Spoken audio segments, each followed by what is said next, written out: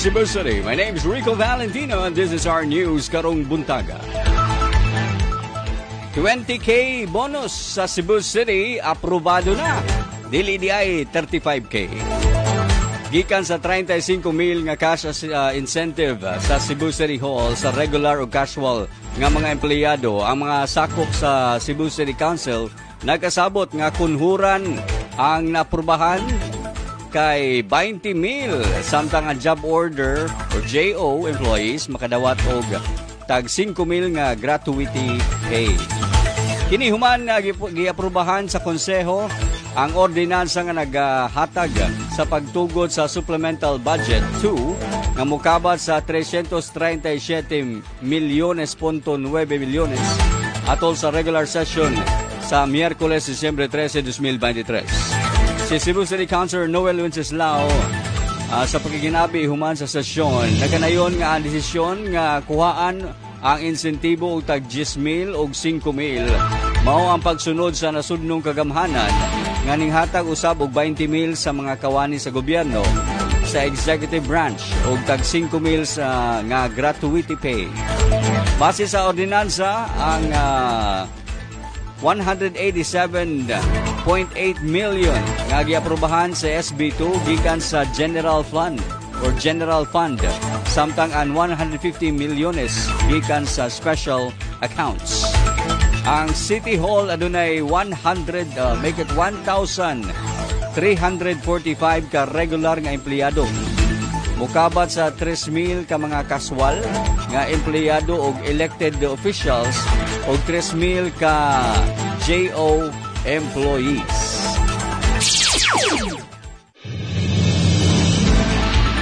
Og sa laing bahin sa atong balita mga ka-winner, Santa Maria sa pusok ubos sa state of calamity.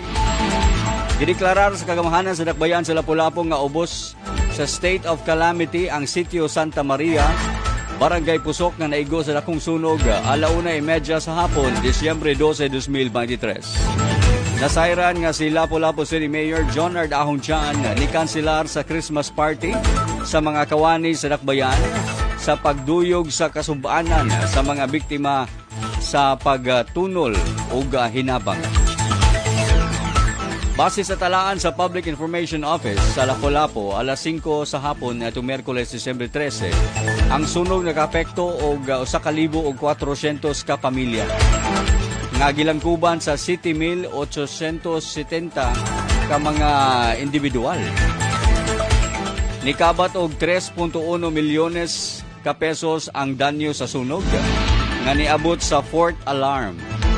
Kini ang nasairan ni SFO1 Walter Telo, Chief Investigator sa Kabumbiruhan sa Lapu-Lapu City. Sa pagkakaroon kadaghanan sa mga biktima gipahiluna sa plaza ilawom sa tiilan sa Marcelo Fernan Bridge ug Mactan Mandawi Covered Court sa Pusok.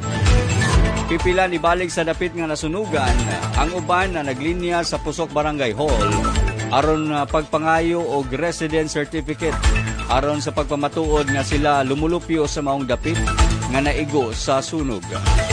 Apan namatikdan nga daghang naapektuhan nga dili residente sa dapit apan na nag-abang sa mga balay kay nagtrabaho sa Dakbayan. Si Pusok Barangay Kapitan Rani Godines Imperio nanawagan sa dunay malumo nga kasing-kasing pagtabang sa mga biktima sa sunog. Maugat ito balita karong buntaga mga kawin. Ako si Rico Valentino. This is the program Gandang Umaga Cebu.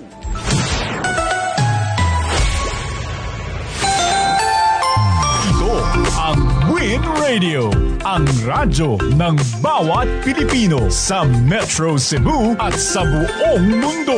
24 oras na tugtugan, kasiyahan at balitaan. Araw-araw, 107.5 sa inyong FM radio. Online, mapapakinggan sa mga radio listening apps. On ground, maririnig mo sa mga tindahan, sasakyan at sa kapitbahayan. Ang Win Radio, kasama mo. Nasaan ka man, kailanman. Win Radio, ang radyo ng bawat Pilipino. Wherever you are, Win Radio. Ang Win Radio ay kasapi sa kapisanan ng mga broadcaster ng Pilipinas. KBP, celebrating 50 years of serving Philippine broadcasting.